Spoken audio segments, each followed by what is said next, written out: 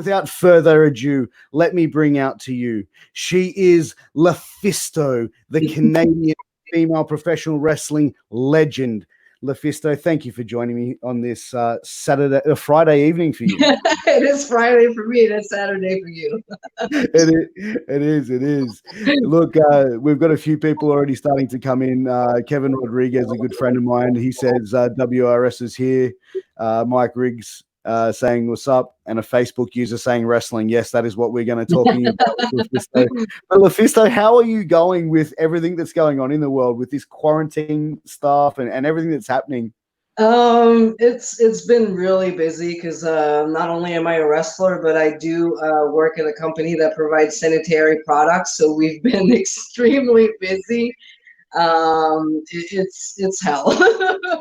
So many calls, products we can't provide. Everybody's freaking out because of the coronavirus, and we're trying our best. But I mean, it's really hard to deal with. But hey, we do our best. And besides that, the gym is closed, so I train at home. There's no wrestling, so try to do the best with what I have. Play a lot of Mortal Kombat 11. Well, yeah, I've got two young kids under 5, so I've got a 4-year-old and a 2-year-old. So me and my wife are like this at the moment after nearly 2 months of being locked in the house with them. So as I'm sure you can imagine. But so LuFisto, let's get into it. You started wrestling like at 17 years old. You were pretty young. So prior to getting into that, like, what got you into wrestling? Were you always a fan of it? Like, what was it that drew you in from a fan perspective? I was a fan at a very young age. I remember like my first memories of it are me watching it with my grandma. She was a Hulk Hogan fan. I liked the Ultimate Warrior. And then for a while, I just stopped watching because I was into music. I played bass and I was singing in a band. And my drummer, he was a big fan of wrestling. He's like, you got to see this guy. You got to see this guy. He's amazing. And he was talking about The Undertaker, who was in a feud with Yokozuna, and he was building his casket. So from there, I really got hooked to wrestling. Like, I was mesmerized by The Undertaker. And at the same time, there was that feud with, I was going to say Medusa, but back then there was Alundra Blaze and Bull Nakano. And I just thought these two women's were like incredible. From there, I discovered Japanese wrestling, and it's like, that's what I want to do. I want to wrestle like the Japanese Joshis. Yeah, the Japanese style back then was, and even for the women, it was very, very similar to the men's. It was very aggressive, very hard hitting, and definitely giving that meaning to the Japanese strong style. But, breaking into the business at 17 years of age, what did you find the most challenging about it? Because obviously, back in the 90s, I'm, very close in age to yourself, while, it was almost a leading into PC, but in the 90s, especially 97, it wasn't so PC. So how did you find being a female breaking into pro wrestling when there wasn't probably necessarily that many females breaking into wrestling at the time? I was actually the only one in the province where I live. And it's funny that you asked me this question, because today I saw my first wrestling teacher. He came to my job and he was telling the other girls I'm working with, she's like, you know what? I told her she had to show up like 3 times a week, and she was the best one. She would kick every guy's ass in the room. And he was telling her how dedicated I was, because I wanted to prove everybody wrong, that because I'm smaller, like I'm 5'1". I used to be like over 200 pounds back then, and being the only girl, everybody was telling me wrestling is not for girls. Like, girls wrestlers just attraction. We don't take you seriously. Basically, you're a joke. And it was always about proving these people wrong. And I was always the first one trying a new move, because I wanted to, prove my teacher that he was giving me a shot, and I didn't want to disappoint him. But also, like, all the other guys that were in the school, I was like, well, I'm going to be as good as you and even better than you. Like, it was almost like an obsession, which, I mean, looking back, it's like, my God, like, when I was getting hurt, I wasn't saying anything. Like, I just it was like I wanted to prove people so bad that I could do it. Yeah, no, and like when you were breaking in, so who trained you in when you first initially got into it? I actually got trained by 4 wrestlers in my own town of Sorel, Pierre Marchessault, Eric Laroche, Patrick Lewis, and Yves Miette. They were all like local wrestlers, not known, but Pierre was really good on teaching the basics. And he was very patient. And yeah, I've learned from them like the basic moves and everything. And from them, I moved to Montreal to study photography. And I started training with Len Jack Shelley from International Wrestling. One day I was in a class and we were only 2 girls then. And he took me aside and he's like, "You look bored. Like, I see you want to do more." So his son, Eric, was really, really good. So he took me aside and started training me with his son. And I've learned so much from him. Like he was so good and again, like very patient. And for some reason, I think he saw something in me that I couldn't even see. Like he's like, it's in you. It's in you. He kept saying that. And from then I went to the ICW school, which was a really rough place to train at. You have to bump on the floor before going to the ring. And Sorry to interrupt. Is that the Sexy Eddie's promotion, or was that Sexy Eddie's? no, that was IWS. Sexy Eddie's a lot later. Oh, right. ICW is actually Inter Championship Wrestling, where I've won. It was my second male championship, the provincial championship, and that's actually where I started doing the hardcore wrestling. Yeah, and you mentioned the hardcore wrestling, and you know, as we were talking backstage, and everyone who watches this show knows I'm a big mark for CZW, and you know, was a big fan, and from the early days, and seeing you come in and having some of these matches, and you know, and doing the hardcore styles and the death match styles that I saw you do. Now, I've spoken to other female talent, and I've spoken to certain male professional wrestlers about intergender wrestling. And for me, intergender wrestling will work if it makes sense. If you've got a 5 foot nothing female going up against a 6'12" male, it's hard to believe that is going to be a competitive fight. When I saw you in Cage of Death going against Zandig, Nick Gage, and Lobo, firstly I was like, oh my God, they're going to murder this poor woman. Yeah, like it was a very brutal match, and you took a lot of punishment in that, but you made it believable that you belonged. And I'm not just saying that. You made it legitimately believable, where I was like sitting there going, holy shit, like this is incredible to watch. And you know, how important to you was obviously going into a match like that, and obviously the hardcore wrestling and stuff I really want to get into with you, but how did you find going into that match? You know, was that the biggest match of your career at the time? It's really it was. Well, I don't think I didn't even time the process what was happening, because I told this story before, but some people don't know. At first I was not in the Cage of Death. I had another match that night, and then I go backstage and Zendig goes, "Hey kid," he was always calling me kids, like, "Hey kid, ready for the cage?" I'm like, "What do you mean?" It's like, "You're going in the cage." I'm like, "What?"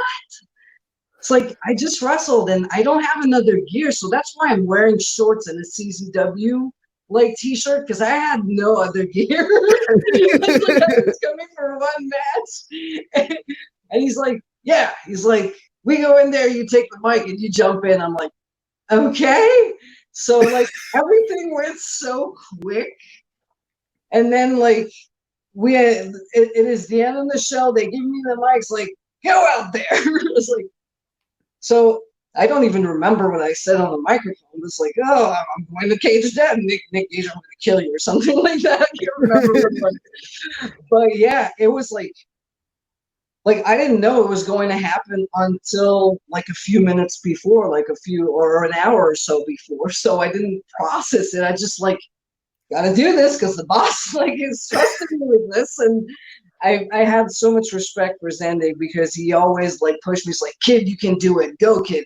Do whatever you want. Just hit hard and do your thing. Do your thing. And yeah, I didn't want to disappoint him. I was always very grateful that he gave me the chance to go out there and once again prove people wrong. As you, I always wanted to fight the guys because I think to be better, you need to fight people who are better than you. And with not too many women back there, usually the people who knew more and could teach me were guys. So it was very important for me to go in there and lay the shots in because I didn't want my opponents to look weak because I'm a smaller person and I'm a girl. So I always thought that if it makes sense, the work should look like a shoot. So that way, if it looks like I'm really killing you, then people are going to get into the match. They're going to get into the action, and you're going to give them. I believe in giving people like a roller coaster of emotions from fear to anger to being happy to everything. I like to give everything throughout a match. And with Zandig trusting me with all this stuff, yes, just went in the cage of death, did my best. It was an amazing match, and I spoke with Black G's a couple of weeks ago, and I had to bring up the match he had with you for the CZW Junior Heavyweight title, and he does not say enough nice things about you. He said, he goes, she hits hard, like he's like, man, he's like. That she goes, she can wrestle. She's one of the best in the world. It doesn't matter female or male. She is just, he was just. I'd love to send you that clip for it, but I'd love to see it. I really loved every match I had with Black G's, and the little kind of mini feud I had with Blackout was fun.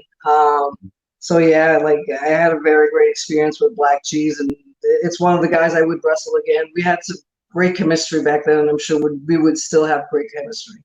The match in itself was, as you said, the waves of emotion. Like I rewatched it not too long ago, and I was literally just sitting on the edge of my seat. And I was like, whoa. And it was like, like I already knew who won the match because I'd seen it so many times before, but I was still like going, come on, LuFisto, come on, like get it. But, like I said, I'm a big wrestling mark. So, I still like let that suspension of disbelief. Well, it's good because, as a fan, you have to kind of let go of what you know and just enjoy the moment. I love going to shows and just like, I don't know anything about wrestling. I just want to enjoy what's happening. I want to get into the action, and then I scream and I get into it. And then not only it's fun for the people who are performing for me as a fan, but as a fan, I'm just having fun. And I'm like, I really enjoy like seeing a very good hard-hitting wrestling match. So yeah, I get what you're saying right now. Like you're sitting there and you get involved in it. And I always said like there's 4 people in the match. There's you, there's your opponent, there's the referee, but there's also the crowd. It's a 4-way thing always, and everybody should be involved in that. Yeah, no, absolutely. But one thing I did want to talk was about the hardcore matches and the death match and the death matches. So I was a big fan of deathmatch wrestling when I was younger, and it still has a very special place in my heart, and I still like to watch it occasionally. But what made you decide to get into doing that? Like, what was the thing in your head where I went, you know what, I'm going to go full into this and go as hard as these guys go, and you're pretty much one of the first females to do it. It just happened. I was at ICW, like I said, Montreal, and then suddenly it just happened in the match. We ended up outside, ended up in the barricades, and then chairs went flying, and people went nuts to the point where there was almost a riot. And then I was like, wow, I love this reaction. Like, people are so into this. And I felt like from this moment, I needed to show people I could do more and more and more. And one of the main reasons I think now that I look back and I do have some sort of wisdom on why I did it, I feel like back then it was necessary. with the women not being taken seriously, I feel that I needed to prove and show that whatever type of matches, whatever, whoever was in front of me, I could do everything. I could wrestle, I could do the hardcore, I could do more of a technical style, submission, whatever. And I just feel it was necessary to show, like, hey, we as women can be tough as well, and we can take the shots. Would it be necessary for a woman? No, because women wrestlers are so good as athletes. You don't necessarily need to push those boundaries, because as an athlete now, you are respected. You are taken seriously most of the time. Seen as an equal. There's a lot of more intergender matches now. And women matches are, hard-hitting, fast-paced, very good wrestling, which back then, like, girls were hardly trained. And for me, I just felt it was necessary to do it. And from then, it was just more like every match I was adding something. Barricades, chairs, let's try the table, let's try the ladder, let's try the barbed wire.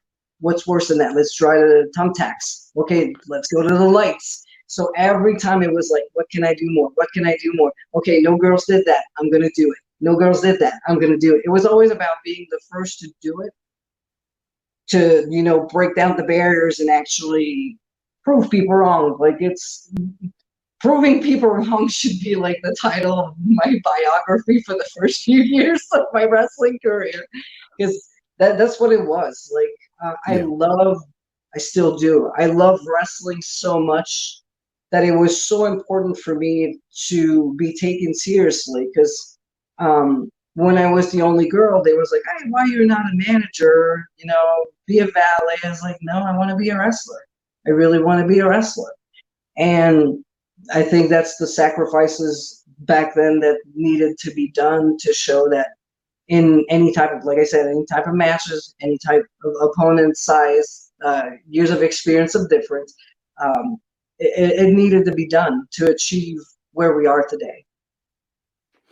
Yeah, no, look, I can definitely agree with that. And, I ask, when I do have the opportunity to have deathmatch wrestlers on, I always do ask that question. Is like, what's the, and obviously wouldn't consider you a solely deathmatch wrestler. You really are one of those very well-rounded wrestlers who can wrestle many different styles. But like, I always wonder what the mentality of going into a death match would be, as opposed to going into a match with no gimmicks and no external factors involved. But with the death matches, there's so many weapons and so many things. Was there ever a moment where you yourself were like going, oh, I don't know if I'm doing the right thing? You know what I mean? Like, it happens. Like, why am I doing this again? It happened quite a few times. But every time I was setting up like my death matches, I always thought about it. I would always try to set up the matches. I would set like a normal match. Like, it needs a story throughout. Who's the baby face? Who's the heel? Like the shine, the hope. Like, I would really build the match as if it was like a regular match, but it would be wrestling with weapons. I always thought that a good hardcore match would not be like just hitting yourself with, back and forth, like with stuff. It needs to be a move onto something, a move using something. Here and there, like, I did matches that I look back and I'm like, that was more garbage. I think there's a fine line between hardcore wrestling and garbage. And sometimes I did cross it. But there's very good matches too, where, like I said, the match itself, even if it's bloody, even if there's weapons involved, it has a structure.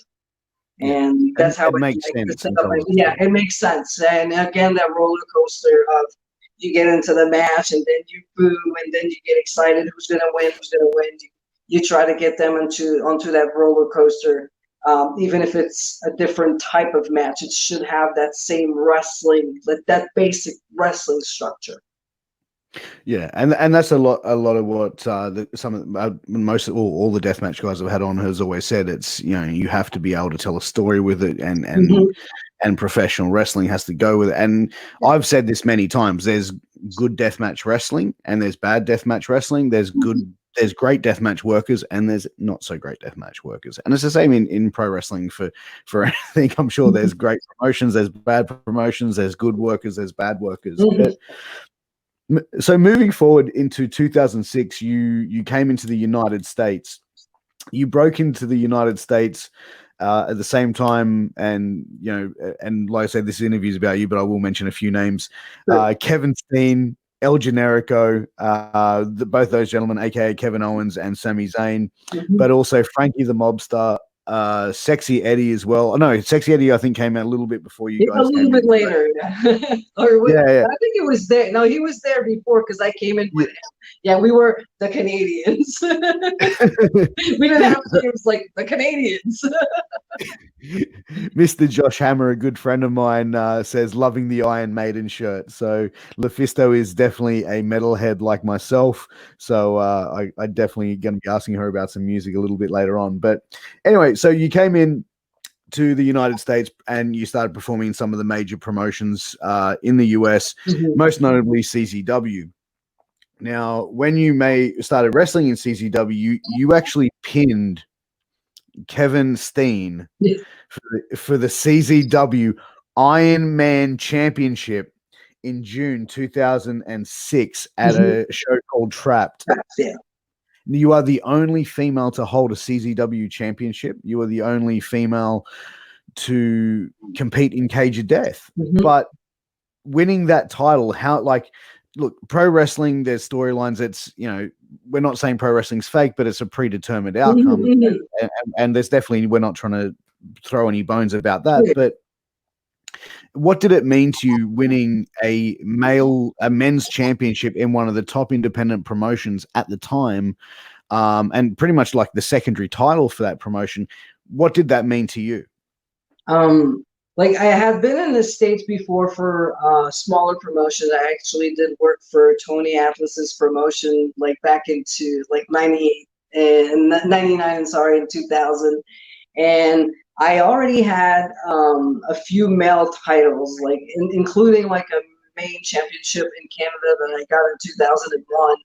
But when I got the CZW and I was told I was actually getting the championship, like, it took me a while to say, like, really?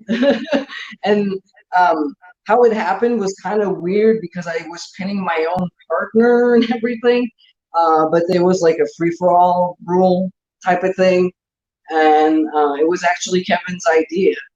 They first wanted to give it to Generico, and Generico's like, I don't want it. I'm going somewhere else after. And then Kevin goes like, what about her? It was more like of a joke at the first time, and then Zandig goes like, fuck yeah.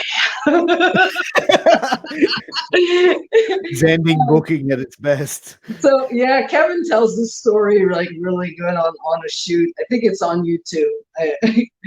And yeah, Zandig went along with it and it worked.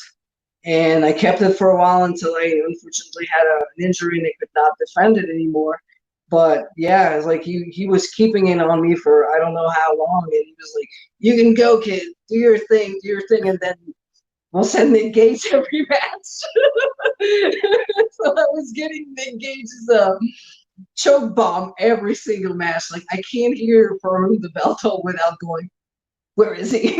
Oh, and I love that. I love that song. Like, From Whom the Bell Tolls. Like, I always loved it. And then when I started hearing like Nick Gage come in the ring to it, I was like, I was like, from whom, like really getting into it. But I suppose if I'm getting choke slammed onto a knee, I probably wouldn't be that excited about it. Like, yeah, I took that move every show. Like, Lord. And Nick Gage is surprisingly, I've spoken to a few people, and like I say, like, he must be like so stiff to work with. I'm like, nope, he's really good to work with. I'm like, really? He's really good. The few altercations I have with him in the Cage of Death and all those moves or whatever he went out to just give me for some reason. I can't remember where they were going with that. No, no, I had a great time with Nick. He's one tough dude, but like very passionate, and I love to work with passionate people. So yeah. Yeah, absolutely. And he's one of those people which is like it's almost like I sort of left to believe like, is this a gimmick or is this him? This is why it's so good. You're asking yourself the questions like Yeah, well, when that's you're the like thing, wondering, it's because it's great. yeah, exactly. I'm like, I'd love to try and get him on the show, but I'm scared he'd tell me to fuck myself. But like sticking around into 2006, you won the Stranglehold Wrestling King of the Mhm. Deathmatch tournament, where in the first there was the first tournament or deathmatch tournament held in Canada, Yep. and you beat Necro Butcher in the final. Yes, And Necro Butcher again, an independent wrestling icon, deathmatch icon. definitely. Uh, how did this all come about? How did and like obviously going in the ring with someone like I know. Necro? I remember showing up at the show, and I'm thinking, I'm the only girl in the tournament. Like, I'll do one round, that'll be it. And then they go, no, you have other matches. I'm like, oh, okay, I'll go out second, like I did the best of the best. It's like, oh, you're going in the main. I'm like, huh?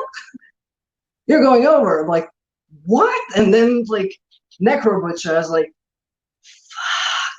fuck. I remember like, because like you said, he's a hardcore legend. That's his thing. Like I feel he's in previous to pain. Like, and I was like scared and excited, and like so many emotions were going through my head and heart at the same time.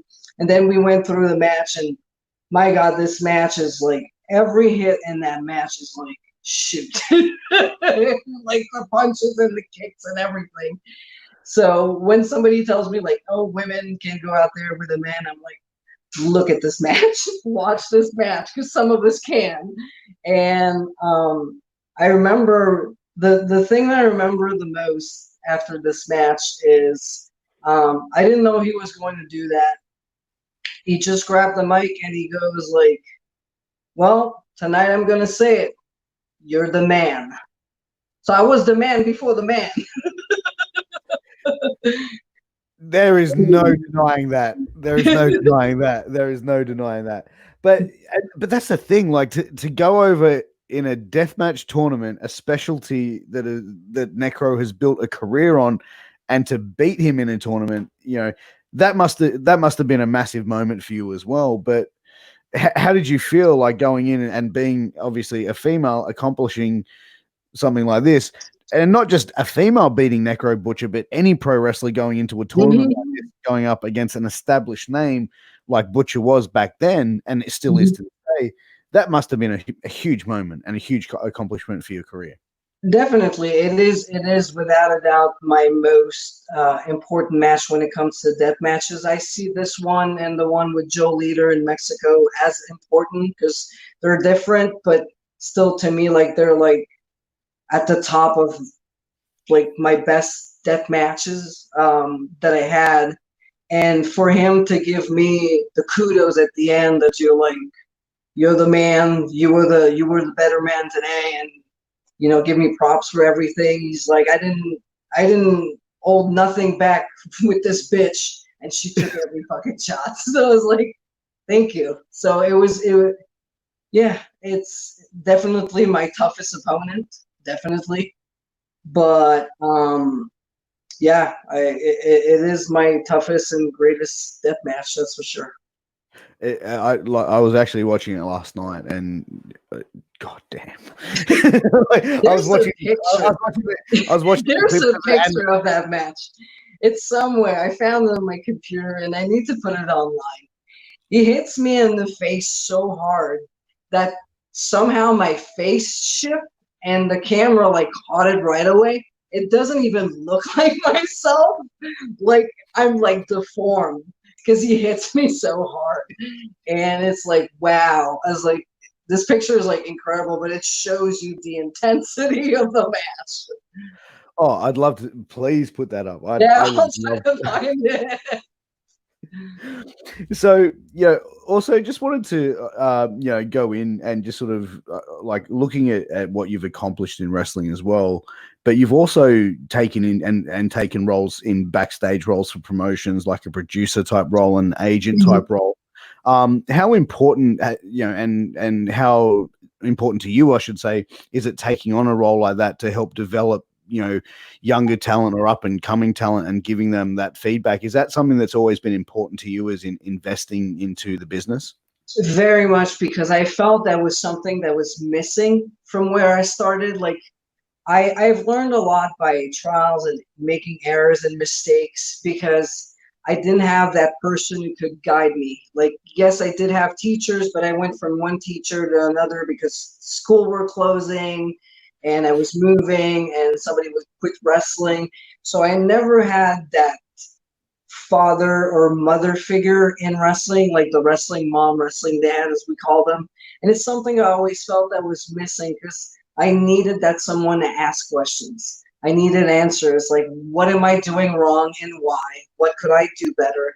How can I become a better wrestler with a better etiquette? There's a lot of things I didn't know and I should have known, but because I've learned a lot of it by myself, I felt like I could have been so much better, like sooner in my career, but I was just trying stuff, didn't work. Now you see nowadays people are trained so well that they learn so fast. And I'm thinking, like, if you are taught by a guy like Jonathan Gresham, who's so good, within Oh, a year you're going to be like as good as somebody who had been wrestling for 10 years back in my days, because yeah. you have that knowledge, that someone who can guide you, teach you, and that is so good. And I felt that was something that was missing, and so I've always like tried to be available. It's like, do you have questions? How can I help you? I love to help the younger generation set up their matches. Okay, what are your moves and where can we put them so it makes sense in the match and you're not just doing moves. You use Yeah. them as, this move or this combo is a better hope spot. This one is a better shine. This one is too big. It should be a falsie. I like to take what they have, and that's how I will set up my matches too with somebody who has less experience. What can you do? What are you good at? And then let's place this somewhere that it's going to have that flow, that good in-ring psychology, and you're going to be comfortable with it. And I really feel like in helping and almost like holding their hands, sometimes I feel I'm too nice. But I really feel in that working with the strength and the weaknesses of people around you will make the overall show better. Yeah. So that's why it is very important for me to provide this, this aspect of wrestling to other people, because I felt it was missing in my career. Yeah. And, did you have anyone in the early starts of your career that did give you that little bit of mentorship, or was it just sort of little bits and pieces along the way from different promotions that you were in? Yeah, pretty much little bits and pieces. Like I said, there was my first teacher, Pierre, and then the school closed, so I went to Len Shelley, and then this promotion closed, so then I went with the Prue brothers, and they taught me a little bit. And then after that, it was more like learning every match with people who were better than me. I had a feud with Tyson Dukes from Canada, who's an amazing, amazing worker. So when I was wrestling with somebody as good, I felt like I was learning a little bit every time. So every match for me was like a learning process. So yeah, it's pretty much like it was like a slow paced thing for me. No, fair enough. But and that's the thing. I think by now in professional wrestling, you mentioned it. Now you're seeing more athletes coming through, and or I think professional wrestlers are looked at more like athletes now, Mhm. like a professional athlete than a like, you know what I mean, like the quote unquote pro wrestler, or how it was looked at years ago. But you see the professionalism in obviously some of the major promotions with their talent. But obviously you've been in professional wrestling for 23 years, and one of the things I wanted to ask you, and if you're okay with discussing, is females in professional wrestling and how they've been used not used over the years, but how they've been portrayed over the years. I'd probably say is a better word to say. But how have women been treated backstage in professional wrestling over the past 23 years that you've seen? And you've wrestled in a lot of the major promotions, around the United States, Japan, Canada, Europe. What's it been like over the 23 years? At the beginning, it was more like you always have to fight for your place on the card. You were just an attraction. People didn't want to take you seriously. It was more like, oh, you're just a girl. You don't have to do this. I would always get, why do you work so hard? You're a girl. You don't have to. I'm like, what? And a lot of people are like, you're taking this too seriously. It's like, well, I want to be serious. I want to be taken seriously. But they're like, no. And when I started wrestling the guys, most of them didn't want to wrestle the girl. My image is not going to look good. I can't hit a girl. It's going to look like domestic violence. And then I was trying to tell them, I was like, why is Batman fighting Catwoman okay, but you can't fight me? It's not like you're beating me up. I want to be here as an equal, as a fighter, like in a competitive sports where, it is my choice to be here and stand in front of you in the ring. And so I always have to fight it's like, no, you got to give me a chance, got to give me a chance. And they're like, yeah.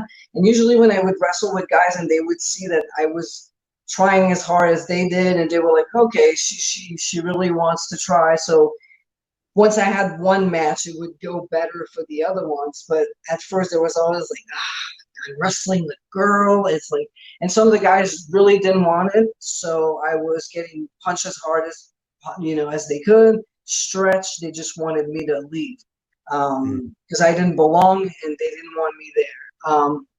So I went from that.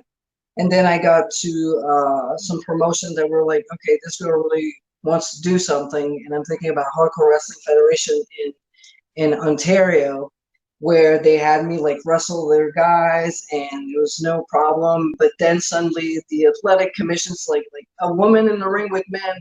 No, there's a rule. You can't do it. So I have to fight the government itself and the bureaucracy. It took me over 3 years to not only take the ruling down that women and men could not be in the ring at the same time, but I took the whole athletic commission down. Wow. So they deregulate completely wrestling after all, like several calls and filled up papers, and actually put an official complaint to the Human Rights of Canada for women to be treated equally and to have the liberty of choosing their own opponents, male or female. So that was like almost like over a close to 4-year battle. So after this, things went a little bit better. That's when CCW came and people like John Zen, they were like, this girl really wants to do it. And then I met girls who wanted it as much as me, like Mickey Knuckles. And then Shimmer came and like the all women promotion, and it slowly went from you're nothing to having a place where we can call home, and Shimmer, and then Shine and Femme Fatale in Montreal. And of course, at the same time, you had Soraya Knight in England, who was building the women out there, and you had Madison Eagle in Australia. And she's one of the best workers in the world, and I think she doesn't get the respect or the I really think she's underrated. People should talk about her a lot more. She is so incredible, and I think she did a lot for women wrestlers in Australia. And then you have the Japanese, and then Mexico. So it really went like very slowly from very, very bad to slowly, but it was a constant. You always get that person that doesn't believe that women wrestling is a serious thing, that we should be treated as attractions. And so it took many, many, many years for us to get to the point where not only we are seen as main events, equals on the card, have more than one match on the card. We're more than an attraction. Now we are part of the show, or even be involved in, like, where intergender wrestling is not only a regular thing, it is now mainstream with Impact that brought it in, and other bigger promotions like Beyond Wrestling in the States that really promotes good intergender wrestling with people like Kimberly and Chris Statlander, and Penelope Ford was doing it, and Veda Scott. And so, yeah, it's a very slow evolution, and it's been really, really hard. I think people don't know how hard it's been for some of the women that started to get where we are now. So that's why when somebody's trying to bring us back years ago, when we had, and not to mention, like, we had to fight the attitude era, that where we needed to look like the cookie sheet, like the cookie cutter, like, model, and then the bra and panties match, and then people thought that was women wrestling. So it's a constant struggle. But in general, right now it is so much better. There's a lot more opportunities for women.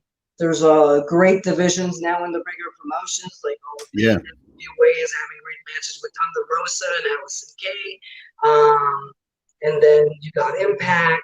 You got there's so many more options now, and with the independents being more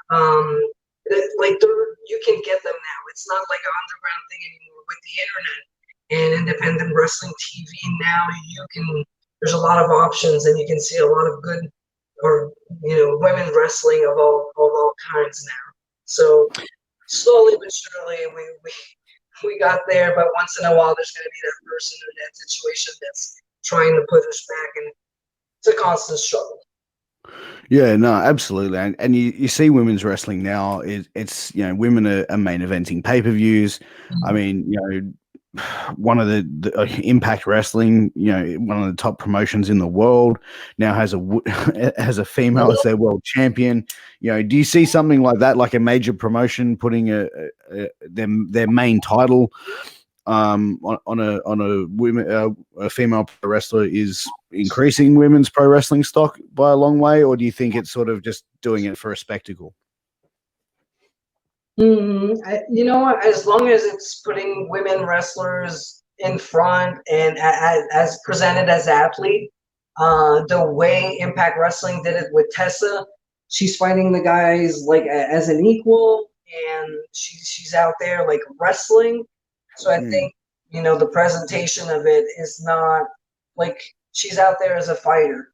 And as long as they keep that idea, I think anybody could do it. Can every woman wrestler do it? Not necessarily.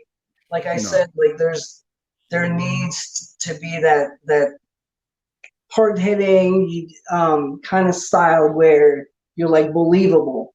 So not every woman could do it, but can every promotion do it? Definitely, if they have the good players to do it, the guys who can work with the girls good, and as long as you have a great match and it makes sense, everybody can do it. It's all about how you set it up, how you bring it, how you tell the story. Yeah, no, I definitely agree, and it's a very important. And as I said earlier, it's you can make it believable, and and when I was talking, and to go back to say when I was talking to G's, and I said, his match, or the match with you and he, I should say, it was very believable because it was similar type of height. It looked like it was, what I mean, like you were very on par with each other, and then as skills go, what I mean, it was a believable match. And that's one thing, is like, make it believable. Like, wrestling always is going to be a suspension of disbelief, but don't make it too far out there. And that's definitely where I think it's very important. But intergender wrestling, to me, same with deathmatch wrestling. There's good and there's bad. Exactly. There's good and there's bad. And I mean, if you put a smaller wrestler with a bigger one, it's not necessarily going to look good either. But I remember Rey Mysterio fighting the Big Show. Rey Mysterio is so quick. He's so agile that he's going to be able to slow down the bigger guy because he has, those aspects where they can both feed of each other with their different style, and it's done right. So it doesn't matter if he's 5'3" and the other one's 7 foot tall. The way they work the match, and the fact that Mysterio, he might not have the size, but he does have the speed and the agility. It works well. I couldn't agree with you more, to be honest, but back to talking about you, right? Because you're the reason we're all here today, LuFisto. So I wanted to mention, so, at 30 years of age, back in April 2010, after a match for NCW, you suffered a stroke. You've got a family history of heart issues from what I was able to find out. But, going through a stroke at 30 years old it's shocking. And how was that for you? I mean, obviously it would have been a scary moment, but was there a time that you were questioning, okay, do I need to retire from wrestling? Do I need to sort of leave what I'm love what I do? Like, what was going through your head, at that moment, but also the month after that as well? The thing that people, I think, forget is, like, at that moment, we thought it was a stroke, but in the end, it was not. What happened is that I was born with a heart defect that created an effect that looked like a stroke. If I had a full stroke with a brain scar, I could not wrestle anymore. But at that very moment when it happened, they thought I had a stroke. And I remember, and that's where people got confused, and it's my fault. I did that Tough Enough video when I said, like, when I had a stroke, I was laying at the hospital, and the only thing I had in my head was, like, will I be able to wrestle again? Because at this moment, that's exactly was like, oh my God, I had a stroke, I can't wrestle anymore. And that was my only thoughts, like, I can't wrestle. It was not even like, am I going to live or whatever. It's like, oh my God, I won't be able to wrestle. Thank God, after a few tests, which is a terrible test where they put a camera down your throat. It's the worst thing ever. They found out that I was born with a hole in my heart. It's called an atrial septum defect, and it's from birth. So what it did is it created like an effect of stroke. A lot of people do have that problem, but they just don't know because nothing happens and they just die. And then when they get the autopsy, it's like, oh, they had that. But some people will never have a problem with it. They're just born with it, you live with it, and you die with it. With me, this happened, and I got it fixed. I even have a letter from the doctor saying there's nothing wrong with her anymore. The problem has been fixed. There's no scar on the brain. There's no problem with her wrestling. So that's why I was able to keep going, because otherwise, if I had like a scar on my brain, wrestling was completely over. And I actually went online and had to I did like a whole thing called it like LuFisto the medical instead of the musical, because there's a lot of people like I've even read online that I had a heart attack, and I'm like, whoa, okay, let's make things. My dad died from a heart attack when he was 31 years old, but not like obviously not me. I'm still here and I didn't have a heart attack. So that's why I went online and I made sure that it's like, this is what happened. This is what happened. This is what happened. So yeah. There was no stroke. There was a stroke effect because the heart condition, that's what made it like the heart defect, I should say. It's not a condition because it's right now I'm not even on pills anymore. It's almost like you break your arm, you get it fixed, you move on. So basically, I was born with this, I got it fixed, move on. So that's why I can keep wrestling and I can keep training and there's no problem. That's and as Kevin Rodriguez says, long live LuFisto. Tyler Peck, he says, great story of overcoming the odds. LuFisto is a very inspirational character, and I've really enjoyed spending a bit of time talking with LuFisto and learning even more about one of my favorite wrestlers. But I just wanted to, you did mention the Tough Enough video that you did. What led you to apply for Tough Enough? I mean, at that point in your career, did you just want to go, well, I just want to throw it out there, see if it sticks, it sticks. What was the thought behind that application video? I actually saw the Tough Enough thing before. They actually were advertising it online. I saw it like on the actor thing. So I'm like, whatever. So I just sent my resume. And then a lady called me. It's like, I need to interview you. So I did a whole interview before they were announcing it on TV. And then I'm talking with her, and I did this, and I wrestled there. She's like, oh, you got way too much experience. And then You work for the biggest wrestling company in the world. you have way too much experience for tough. And I was like, okay, but why don't you give me a shot? So that like stopped, and I was waiting. It's like, oh, well, we might call you back. And then they started advertising, and I was like, you know what? I'm going to do a video anyway, because I'm going to try to get people talking and whatever. But I already had my interview then. And I was already told too much experience to be on Tough Enough by. But I did the video anyway in hopes that, I don't know, that somebody would say, hey, why not her? But even if a lot of fans were pushing for them to get me in and whatever, they were like, no, too much experience. That's what I was told. That is wild. That is the most craziest thing. I don't think I've ever told that story, actually. Yeah, the interview happened like before it was on like TV that they were looking for people, because I ended up finding it on some actor's website, something that they were looking for people for Tough Enough. There you go. Yeah, no. And you heard it here first on Shooting the Shit Uncensored. I know, yeah. I still have a little camera that they asked me to buy for that interview. Really? Oh, so they didn't even send like they made you buy your own camera. Get yourself a camera. Wow. But yeah, unfortunately, I thought I was doing so good with the interview, and then at the end she's like, "Oh, you're very experienced. That won't work." I'm like, "Oh." I was like, I should have said like, I'm new and I love wrestling. I was like, but no, I was like, I can't lie. I'm just like, yeah, I did this, I did this, and then they would have found out eventually. They would have found out eventually. They would have found out eventually. I can just imagine if like you'd made it onto Tough Enough, and then it's like all these videos pop up of a Tough Enough competitor having, you know, death matches in Canada and in Philadelphia. Yeah. It's such good shit.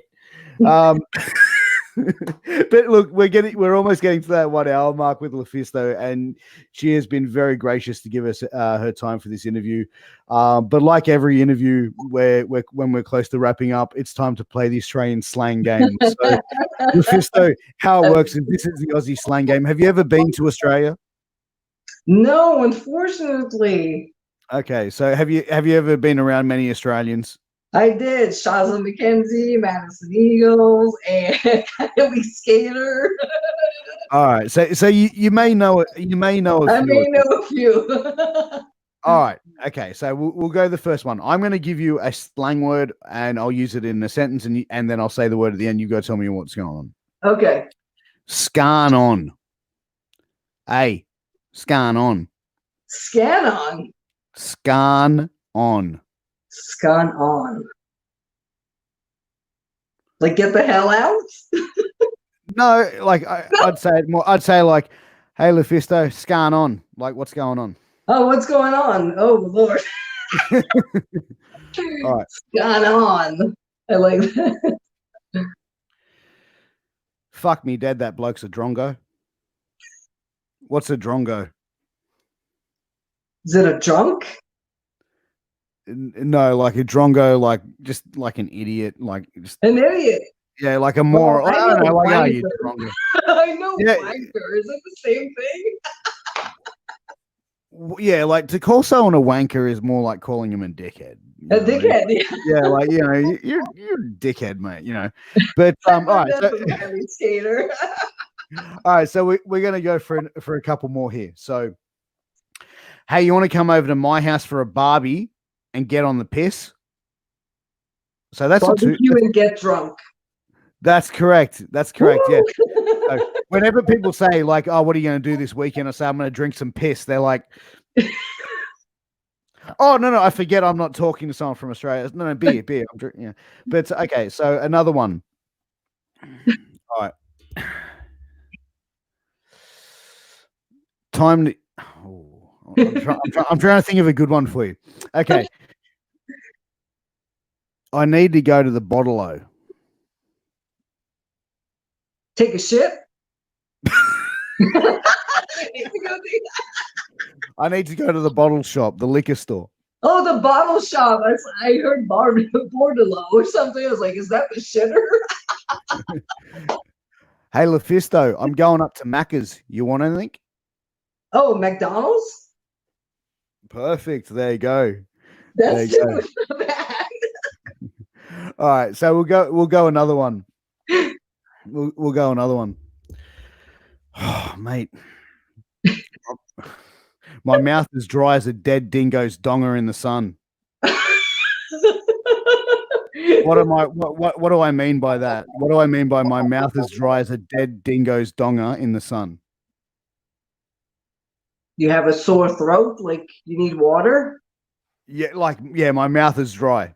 It's dry. Okay, yeah, that's 3. All right, so we're getting close. We're getting close. All right, so I love this. All right, we'll do a couple more. We'll do a couple more if you don't mind. All right, so hey, I saw you and that guy had a pash at the pub the other night. What's a pash? A passionate kiss? You're getting better. You know what? You do well here in Australia. You definitely pick it up. You definitely pick it up. All right, so I got another one. Fuck, I'm rooted. You're tired?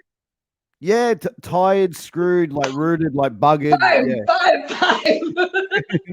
All right, so we'll go one last more. We'll go one more for LuFisto before we send it out of here on a bang, and we're going to make sure we'll make sure this is probably going to be the hardest one. Okay. Hey, did you see my dad and his budgie smuggler? Did you see my dad in his underpants? Budgie smuggler. No, a budgie smuggler is like a speedo. Oh, speeder. Okay. Yeah, it looks, anyway, I'm not going to say what it looks like. I'm not going to say what it looks like. But LuFisto, before we end this, I did have one topic, and it was a statement that you made on YouTube. And we did say, and I just wanted you to give you an opportunity to address that before we wrap things up here. It was the statement that you made about CZW and WSU about how they were marketing their female wrestlers in a way which was, not marketing them as such as female wrestlers. Would you like to elaborate on that a little bit and speak your mind on that? Sure.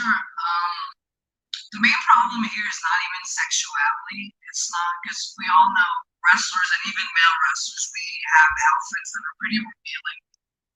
It's not even a shot at the adult industry. For people who don't know, I do have 2 degrees in multimedia and graphic, and I did work for a porn company. I was actually editing pictures for a porn company. So I have nothing against these people, and it's actually a very hard work, and they have to deal with a lot of shit.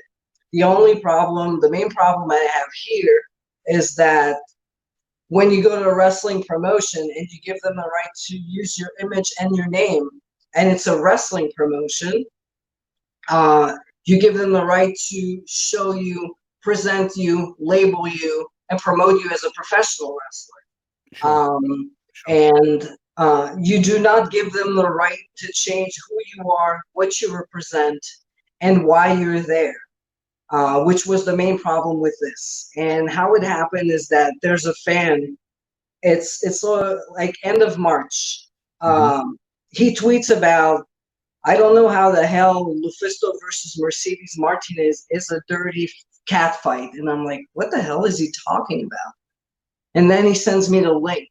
And then I see them CCW promoting us as dirty girls in like sweaty fights. And then what else, like all assets out and double D destruction and all that stuff. And I've been vocal about it. So CCW itself sends me a message, and they're like, oh, we know, we respect you, we can't do anything, it's a third party that bought the footage, and that's how they promote the women wrestling, and we try, but we can't do anything about it.